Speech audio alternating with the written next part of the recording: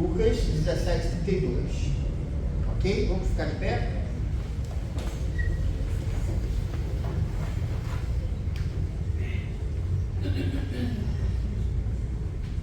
Lucas 17:32, a palavra do Senhor nos diz o seguinte: lembrem-se da mulher de Ló. Vamos orar. Senhor, nós pedimos nesse momento que o Teu Espírito Santo nos ajude a nossa memória, que Ele fale conosco através dessa mensagem que será pregada. Nós oramos assim, em nome de Jesus. Amém. Os irmãos podem se assentar.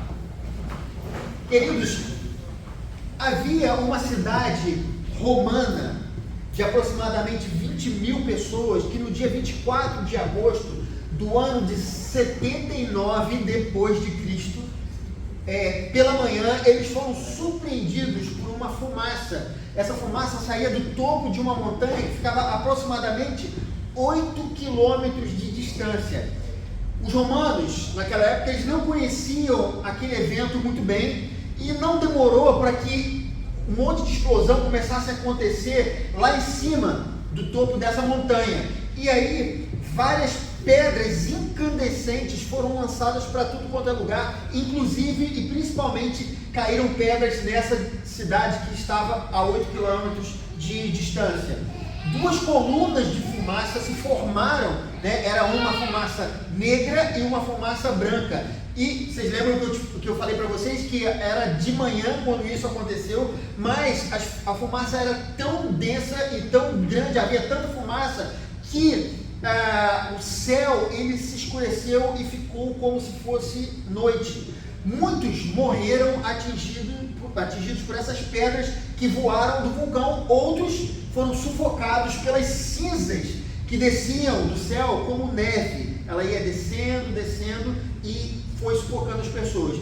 Aqueles que escaparam das cinzas e das pedras se esconderam dentro das suas casas, mas elas morreram pelos gases tóxicos. E houve um vapor naquela cidade que estava a 8 quilômetros de distância, de aproximadamente 600 graus centígrados. Essa cidade ela foi soterrada pelas cinzas e lavas de um vulcão chamado Vesúvio.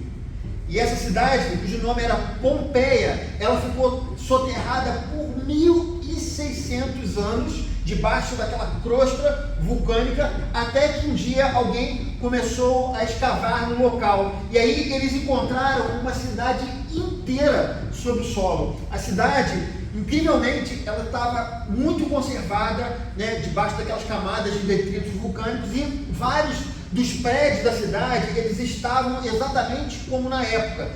Inclusive havia pinturas na parede que elas estavam extremamente conservadas, e até mesmo, e isso é uma cena que choca todo historiador, aquele que gosta de ver, né, imagens daquela cidade, os corpos das pessoas estavam como estátuas, estavam petrificados pelas cinzas e pelas lavas vulcânicas. Esses detalhes que eu contei aqui para vocês foi registrado por um rapaz que assistiu tudo de longe. A cidade dele ficava a uma distância, se eu não me engano, ficava do outro lado de um mar, era alguma coisa assim, havia uma porção de água grande, eu não sei se era uma baía ou mar, isso aí me fugiu agora, mas o nome dele era Plínio o Jovem, e ele, como historiador, mais tarde, ele registrou tudo o que ele foi testemunha naquele dia. Por isso, nós sabemos de tantos detalhes que ocorreram naquela manhã de 24 de agosto. Mas, queridos, a mesma riqueza de detalhes nós não encontramos no relato bíblico de Sodoma e Gomorra. A Bíblia, ela nos fala que o juízo divino veio sobre aquele lugar, e as cidades Sodoma e Gomorra foram destruídas por fogo e enxofre que caiu do céu. Mas a gente não sabe muito além disso, porque a Bíblia, ela foca exatamente nessa informação apenas. Eu introduzi, queridos, esse sermão falando sobre Pompeia, porque esses dois eventos, tanto Pompeia como a história de Sodoma e Gomorra, são muito semelhantes. Naquelas cidades, as pessoas viviam uma vida normal, mas inesperadamente eles foram dizimados pelo fogo. O texto de Gênesis nos diz que um anjo apareceu a Abraão dizendo que a ira de Deus viria sobre aquelas cidades. Abraão, ele tentou interceder para evitar aquela catástrofe, mas o anjo disse que a maldade daquelas pessoas havia ultrapassado todo o limite da paciência divina. A partir do que nós vemos em Gênesis, depois o relato bíblico ele é extremamente chocante, porque os homens da cidade, ao saberem da presença dos emissários de Deus ali, eles foram até lá para violentá-los. Veja o nível de moral, o nível moral que estava aquela cidade.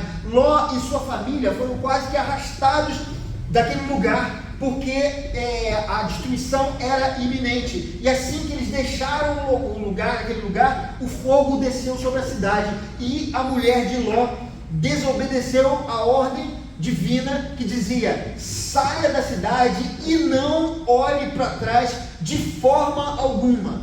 Mas essa mulher, ela desobedeceu, ela olhou para trás e se tornou uma estátua de sal. A revista Isso É, de 23 de outubro de 2015, publicou uma matéria dizendo que encontraram alguns vestígios de uma cidade da antiguidade que foi dizimada por um meteorito. E as pesquisas, o interessante é que elas se encaixam perfeitamente na descrição de Sodoma e Gomorra que nós vemos em Gênesis.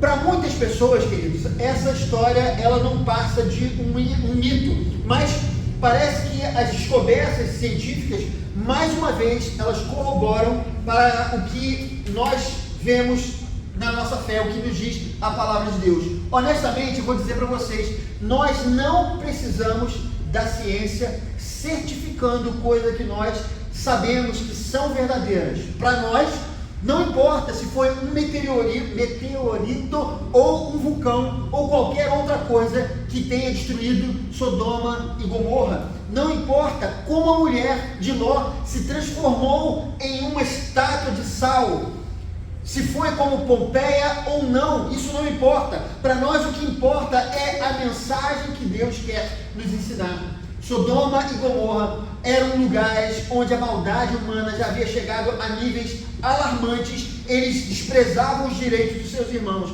eles eram insensíveis e violentos com o próximo, eles eram indiferentes em relação a Deus. Sendo assim, Deus trouxe o juízo para aquela geração ímpia. Para nós, o que importa é que a mulher de Ló olhou para trás e se tornou um monumento. Ela se tornou um exemplo a ser lembrado por todas as gerações daqueles que creem na Bíblia como a palavra de Deus. Ló, ele era sobrinho de Abraão. Na sua época, queridos, não havia, como nós sabemos, não havia Bíblia Sagrada, não havia o povo de Israel, que foi a nação sacerdotal. A revelação de Deus era algo completamente escasso, diferente de hoje, que nós temos a Bíblia em qualquer celular, né? A gente pega, baixa um aplicativo de Bíblia e tem acesso às Escrituras, mas nessa época não havia Escrituras Sagradas, não era assim que Deus se revelava, e as pessoas viviam às cegas, como que tateando, procurando o Criador.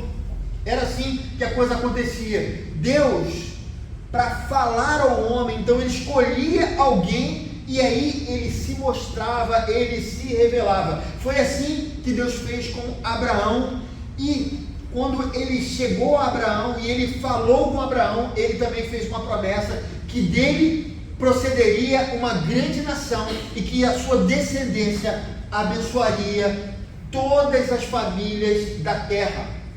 Abraão, queridos, ele foi eleito para essa missão num mundo regido pelas trevas e pela escuridão do pecado, um mundo que ainda não tinha o conhecimento pleno de Deus. E nós podemos dizer que Abraão, ele era, queridos, um homem agraciado. Logo, a eleição de Abraão se estendia também para a sua descendência e a sua parentela. E entre os parentes de Abraão estava Ló, e ao lado de Ló estava a sua mulher. A mulher de Ló, nós podemos dizer que era uma pessoa agraciada. Ela teve a oportunidade do conhecimento e do relacionamento com Deus real e verdadeiro, algo quase inexistente na sua geração. Isso tanto era verdade, queridos, que ela estava na lista das pessoas a serem salvas em Sodoma e Gomorra. Ela viu os anjos chegarem à cidade, ela ouviu os anjos falando sobre a destruição, ela ouviu as instruções de fuga, ela foi quase que arrastada dali porque a tragédia era iminente. Esses, queridos, não eram privilégios pequenos que essa mulher tinha. E aí há um pastor no século XIX, cujo nome é J.C. Riley, ele diz uma coisa sobre a mulher de Ló. Preste atenção nisso. Ele diz: apesar de todas as oportunidades e meios de graça, todas as advertências especiais e mensagens do céu, ela viveu e morreu sem a graça de Deus. Ele continua: os olhos do seu entendimento nunca foram abertos, sua consciência nunca foi realmente despertada ou estimulada, sua vontade nunca foi verdadeiramente trazida a um estado de obediência a Deus, suas afeições nunca foram fixadas nas coisas lá do alto. Mas ele não termina, ele complementa: ela se conformou aos costumes do seu marido, ela não fez nenhuma oposição à religião dele, ela se permitiu ser conduzida passivamente por ele, mas em todo tempo o seu coração estava em pecado diante de Deus. E aí esse pastor chega à seguinte conclusão: o mundo estava no seu coração e o seu coração estava no mundo. Nesse estado ela viveu e nesse estado ela morreu. Que coisa impressionante é o relato dessa mulher quando Jesus fala: lembre-se da mulher de Ló. Ele nos faz essa advertência. Queridos, a primeira coisa que eu gostaria de observar sobre esse texto que nós lemos é o seguinte: a participação nos privilégios de Jesus não nos torna efetivamente eleitos. Nesse texto de Lucas, Jesus tinha acabado de curar 10 leprosos. Vocês se lembram na leitura que nós fizemos essa semana? Na sequência, ele adverte aos seus discípulos sobre a mulher de Ló. Ele cura, logo depois ele fala sobre a mulher de Ló para os seus discípulos. Obviamente, conforme a gente estuda as Escrituras, essas coisas elas estão interligadas.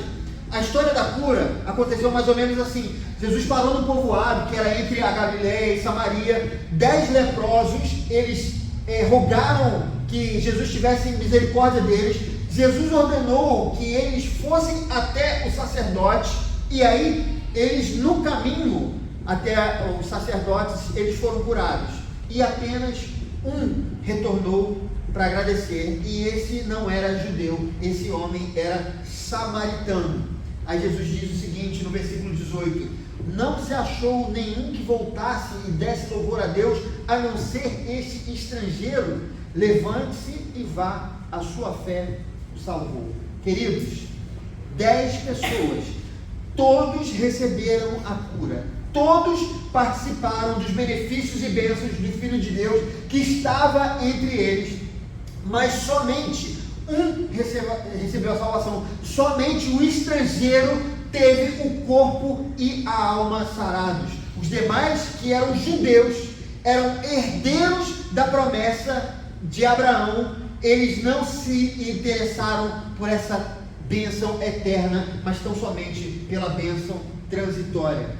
Irmãos, a mulher de Ló participou de todos os benefícios, das bênçãos da eleição, dos privilégios da revelação. Ela foi conduzida pelas mãos para fugir da ira divina, mas ela não se importava com nada disso. O fato de participarmos de uma igreja, de termos sido batizados, de participarmos da Santa Ceia do Senhor, nada disso é indício de que a nossa salvação esteja garantida. Não são elementos que nos salvam do pecado e das suas consequências. Não é porque você está sendo abençoado quando vem à igreja, não é porque você se sente bem ao participar da comunhão nas células, não é porque você tem sido abençoado pela palavra de Deus pregada no púlpito. Nada disso faz de você um legítimo membro da verdadeira igreja invisível de Jesus Cristo. Qualquer pessoa que se sente aqui nesses bancos para participar de um culto,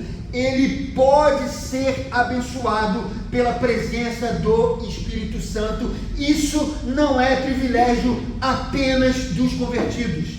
A mulher de Ló, ela estava entre os eleitos, ela vivia entre os eleitos, ela desfrutava das bênçãos e privilégios dos eleitos, mas ela estava longe de Deus. Segundo lugar, queridos, a participação nas tradições da igreja não nos torna efetivamente eleitos. Lucas capítulo 18, versículo 18, nós lemos também essa semana.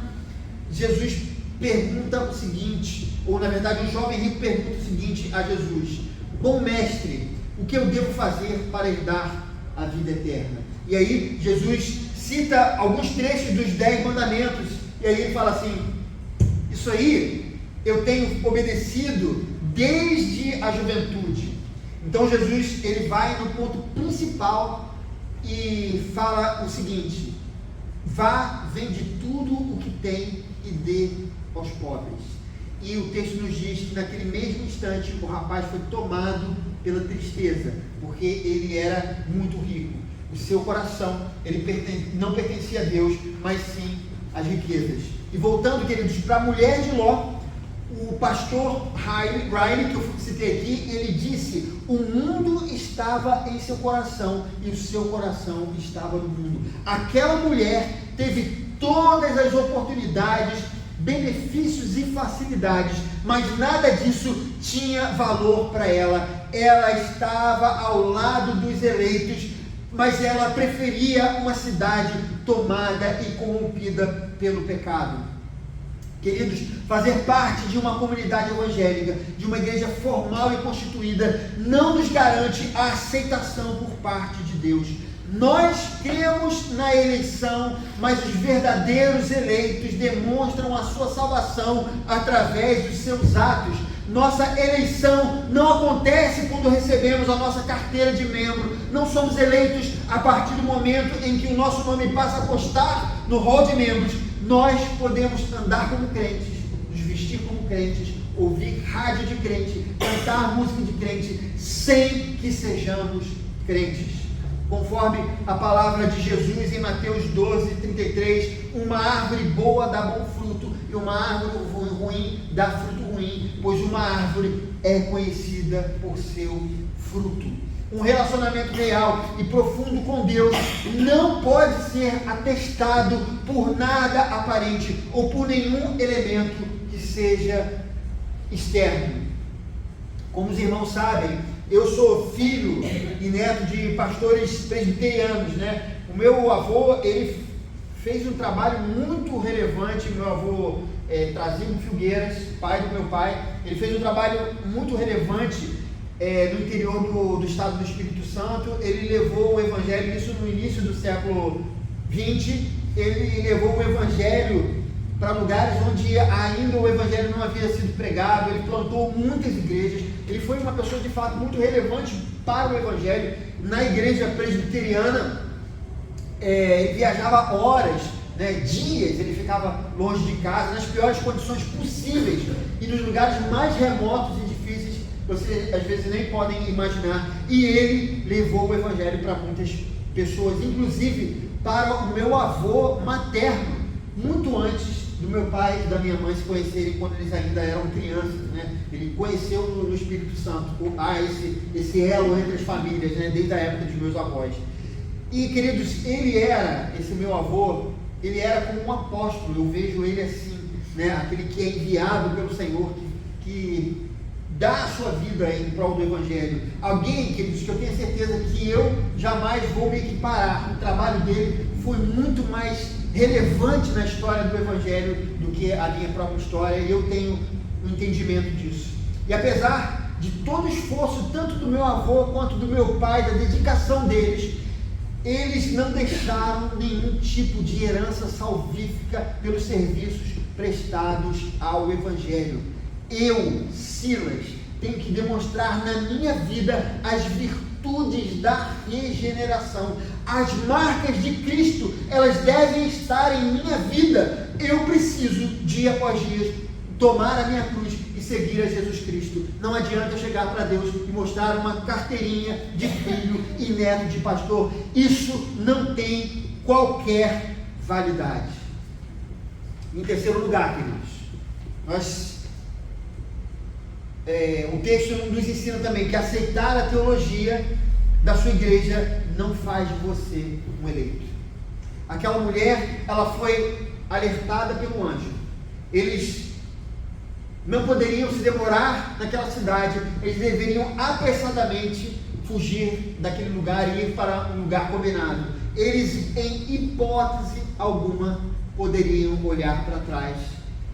E ela fez o que o anjo pediu, mas em um determinado momento, quando ela se distanciou da cidade, ela olhou para trás. E se não fosse a ordem do anjo, dizendo que não deveria olhar para trás, nós nunca saberíamos o que estava no coração daquela mulher. Dentro dela havia alguém insubmisso, alguém que não concordava com o que o anjo estava falando, ou simplesmente achava irrelevante a ordem do anjo. No capítulo 18, queridos, de Lucas, Jesus ele nos conta a parábola do fariseu e do publicano.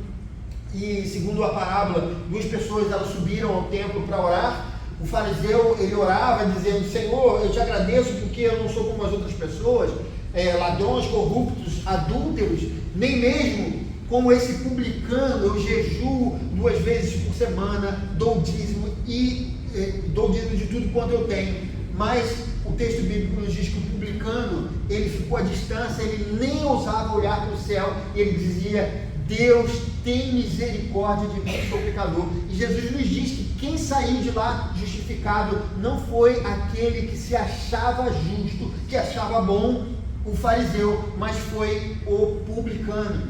O fariseu, ele fazia tudo certo, mas o seu coração era insubmisso a Deus. Ele era soberbo, arrogante, ele não precisava de Deus para ser salvo, ele tinha poder para salvar a si mesmo. Irmãos, nossos pressupostos intelectuais, nossos dogmas teológicos, nossa justiça própria não são a marca daquilo que nós podemos oferecer a Deus como algo de especial. Você pode acreditar que os eleitos não perdem a salvação, pode acreditar que Jesus é o único e suficiente Salvador, que Jesus Cristo é o único mediador entre Deus e os homens, mas se isso não tem desdobramentos em sua vida prática e cotidiana, você está perdido. O diabo crê também nessas coisas. O diabo, queridos, ele tem certeza de que a Bíblia é a palavra de Deus. Ele tem a certeza que Jesus é o Filho de Deus. Ele tem certeza que Jesus morreu e ressuscitou no 3º dia e que um dia ele virá para reinar, mas ele não será salvo apesar desse conhecimento que ele tem. Nas profecias de Apocalipse, nós temos aquelas 7 igrejas e as 7 cartas que foram escritas para elas, E nós temos a igreja de Éfeso, e algo nos chama a atenção naquela igreja. Nessa mensagem, o Senhor fala que conhecia as obras e o trabalho árduo dos irmãos de Éfeso. Fala que eles não toleravam homens maus, o que é algo ótimo. Ele fala que a igreja não é uma igreja corrompida, E também eles perseveraram e suportaram sofrimentos por causa de Jesus. Entretanto, havia uma importante advertência: eles haviam abandonado o primeiro amor. Então o Senhor pede que eles lembrem onde haviam caído e os convida ao arrependimento. Isso significa, queridos, que nós podemos durante muitos e muitos anos trabalhar em prol do reino sem que de fato sejamos do reino. Podemos obedecer sem que a obediência seja um reflexo de nossa submissão a Deus. Às vezes é tão somente uma questão de tradição. Eu faço assim porque as coisas já são feitas assim. Fazemos porque somos impelidos a fazer, mas não pela verdadeira motivação. Mateus 7:21 nos diz: nem todo aquele que me diz Senhor, Senhor, entrará no reino dos céus, mas apenas aquele que faz a vontade do meu Pai que está nos céus. Eu gostaria, queridos, de concluir dizendo o seguinte: nós precisamos estar dispostos a ouvir não somente as promessas de bênção, mas também as advertências contidas na palavra de Deus. Judas Iscariotes, ele foi chamado por Jesus, ele andou com Jesus, ele foi testemunha dos milagres e prodígios de Jesus. Ele testemunhou também os seus ensinos e as pregações. No entanto, a graça pregada diretamente da boca do Filho de Deus não teve efeito na sua vida. O que a gente entende, queridos, que pertencer a uma igreja, trabalhar em ministérios, participar de grupo de música na igreja, ser líder de célula, ser diácono, presbítero, pastor, nada disso é essencial para a nossa salvação. Jesus nos salvou das consequências de nossos pecados e nos conduzindo para um relacionamento com Deus. A agenda lotada de eventos evangélicos, o conhecimento de Deus sem relacionamento, o misticismo religioso vazio de significado, ou as tradições que nos levam a um relacionamento com a organização e não com Jesus, jamais serão a marca de nossa eleição. Se temos sido indiferentes em nosso relacionamento com o Pai Celestial, apesar de uma aparente vida frutífera, precisamos nos arrepender e voltar ao primeiro amor. Precisamos pedir perdão a Deus por todas as vezes que não o tratamos como Pai, por todas as vezes que não nos portamos como filhos. Precisamos ser movidos pelo amor, o verdadeiro amor que veio ao nosso encontro no dia da nossa conversão. A advertência de Jesus nos lembra da nossa finitude. Lembrem-se da mulher de Ló. Ninguém sabe o que nos acontecerá amanhã. A geração de Sodoma vivia o agora, não se importava com as consequências dos seus atos. Da noite para o dia, tiveram que prestar contas diante de Deus. Nós precisamos estar preparados para o amanhã. Precisamos estar prontos para quando o Senhor nos chamar. Precisamos estar alertas, pois em breve nosso Senhor virá. Que o Senhor abençoe essa palavra, abençoe e aqueça o coração dos irmãos, que todos nós possamos nos arrepender das coisas que não têm agradado ao Senhor nesse momento. Eu queria, nesse momento, passar ao momento da ceia do Senhor. Queridos, 1 Coríntios, capítulo 11, 23 em diante, diz: pois recebi do Senhor o que também entreguei a vocês, que o Senhor Jesus, na noite que foi traído, tomou o pão e, tendo dado graças, partiu disso: isso é meu corpo que é dado em favor de vocês, façam isso em memória de mim. Da mesma forma, depois da ceia, tomou o cálice e disse: esse cálice é a nova aliança no meu sangue, façam isso sempre que o beberem em memória de mim, porque sempre que comerem desse pão e beberem desse cálice, vocês anunciam a morte do Senhor até que Ele venha. Portanto, todo aquele que comer o pão e beber o cálice do Senhor indignamente será culpado de pecar contra o corpo e o sangue do Senhor. Examine-se cada um a si mesmo, e então coma o pão e beba do cálice, pois quem come e bebe sem discernir o corpo do Senhor, come e bebe para a sua própria condenação. De pé nesse momento.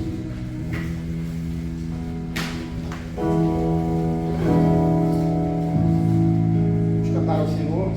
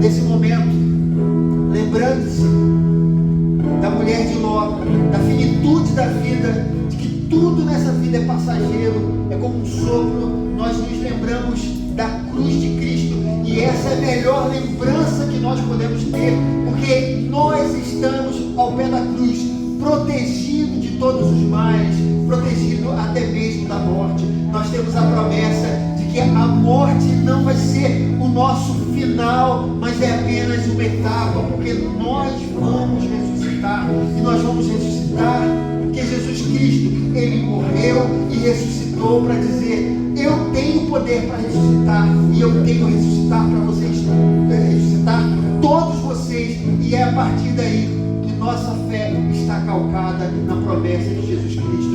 Nós temos uma herança. Você é filho de Deus, o Senhor te ama, você não está largado, você não é uma criatura, você não é como um animal de estimação para Ele, ou não é como um empregado, ou como um escravo. Você é filho de Deus, e Ele enviou o seu filho, seu amado filho, para dizer: eu amo tanto vocês, que eu vou permitir que meu amado filho morra na cruz do Calvário, para que vocês conheçam o meu amor. A ira de Deus, que deveria ser nossa, foi lançada sobre o Filho, e o amor de Deus hoje pode invadir os nossos corações. Você é amado, nós somos amados pelo Senhor. Coloque-se diante do Senhor nesse momento com alegria. Ele nos reconciliou. Hoje nós temos a presença do Espírito Santo entre nós. O corpo de Jesus Cristo está aqui representado. A sua carne e o seu sangue foi vertido em nosso favor. E vamos nesse momento, queridos, participar da comunhão. Vamos participar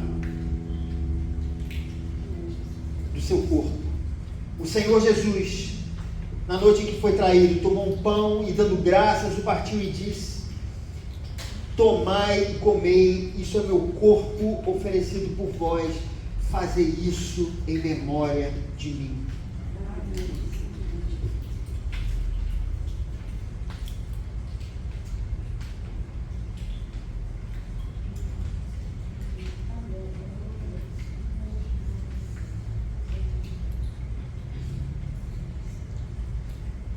Por semelhante modo, nosso Senhor tomou também o cálice, depois de haver ceado, e tendo dado graças, nos deu aos seus discípulos, dizendo: este cálice é a nova aliança no meu sangue. Fazei isso todas as vezes que o beberdes, em memória de mim.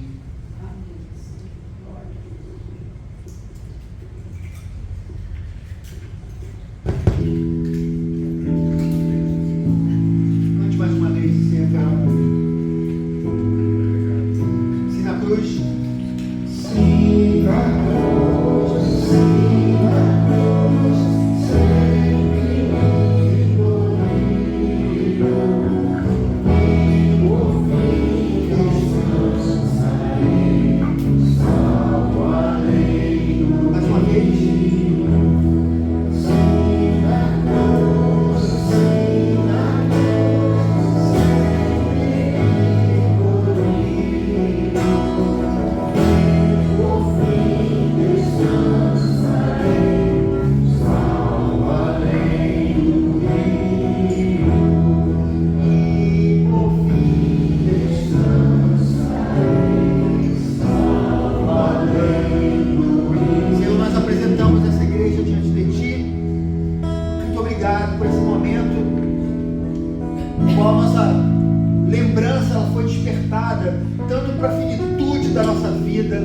Sabendo que tudo aqui, Senhor Deus, é passageiro, é transitório, mas nós temos uma promessa de eternidade e nós estamos felizes com isso. Não permita que sejamos como a mulher de Ló, que viveu a vida, mas simplesmente nunca foi despertada o amor de Jesus Cristo. Ela nunca viveu de fato um relacionamento de pai e filho. Para ela era tudo tão somente uma religiosidade vazia. Não é assim que a gente quer viver. Apesar dos símbolos, apesar da igreja, apesar, Senhor Deus, das coisas que nós fazemos corriqueiramente, voltadas, Senhor Deus, para a nossa religião, nós queremos ter um relacionamento sincero. profundo com o Criador do universo, aquele que nos deu o Filho dele para morrer na cruz do Calvário. E nós vivamos assim, sempre com a expectativa de agradar, de obedecer, de ser um filho fiel ao Senhor. Ajuda-nos nas nossas dificuldades, ajuda-nos nas nossas incredulidades. Nós oramos assim, oramos também por essa igreja, oramos para que o Senhor abençoe cada irmão, cada família, que o Senhor possa fortalecer cada um que está na jornada em direção a Jesus Cristo, que o pecado, que as seduções do mundo, Senhor, não venham a criar efeito nos nossos corações, pelo contrário, que cada vez mais nós estejamos fortalecidos em Jesus Cristo. Livra-nos da violência urbana, das balas perdidas, dos assaltos. Guarda a nossa casa, guarda os nossos familiares. Esteja, Senhor Deus, também presente conosco nos nossos trabalhos, nos nossos estudos. Tudo o que nós fizermos, que ele seja abençoado pelo Senhor, que possa prosperar, porque o Senhor está conosco. Nós oramos assim, que o Senhor nos leve para as nossas casas em paz, abençoando também os nossos familiares que não estão aqui conosco. Nós pedimos em nome de Jesus, fortalece essa igreja, aqueles que estão doentes, que o Senhor possa trazer cura, aqueles que vão passar por cirurgia, que o Senhor possa ajudar e abençoar, aqueles, Senhor Deus, que estão passando por alguma dificuldade financeira, que o Senhor possa prosperar a vida desses irmãos, que nada possa lhes faltar. Nós oramos gratos a Ti, no nome de Jesus. Amém e amém. Nesse momento, vou pedir a você que coloque suas mãos, as palmas voltadas para cima.